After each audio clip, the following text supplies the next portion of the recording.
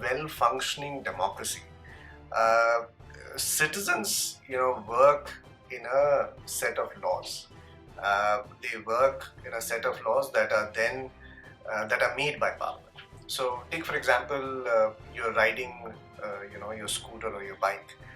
You're going down the road. There's a red light. If you cross the red light, not only do you jeopardize your life, but you jeopardize the lives of others. Now, these kind of actions have to be regulated. And who does the regulation? So, in a society where everybody is equal, what we do is we send our representatives to Parliament through a process of election, and then our public representatives makes laws on our behalf. So that's why we are called a representative democracy. There is a billion of us. We select some people, and those guys go ahead and then take decisions on our behalf. But lawmaking is not the only role of Parliament. We also live in a society where a number of services are provided to us by the government. So, for example, the same road on which you're driving your scooter or your car, it has to be paved. A pavement has to be provided, and money then has to be spent to do those activities. And who decides where should the money go?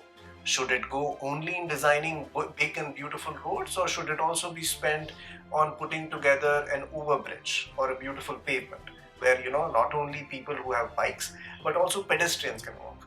So the second role of Parliament is to decide as to how should the budget of the country be passed and money be allocated. Should the money be allocated more towards defense, or more towards education, or more towards public facilities? So that's the second role of Parliament.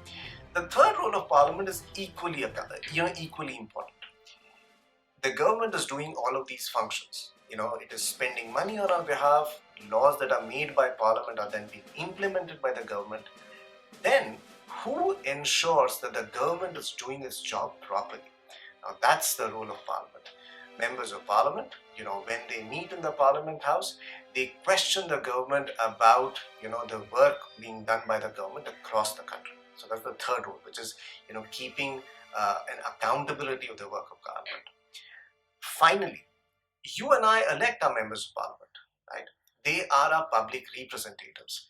They are supposed to represent our hopes and aspirations. And those hopes and aspirations have to be represented amongst other people.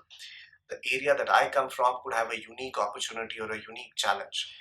How should the challenge be addressed? Should other members of Parliament, who might face similar, challenges in that area, should not everybody come together and deliberate that? So that's the representative role of Parliament.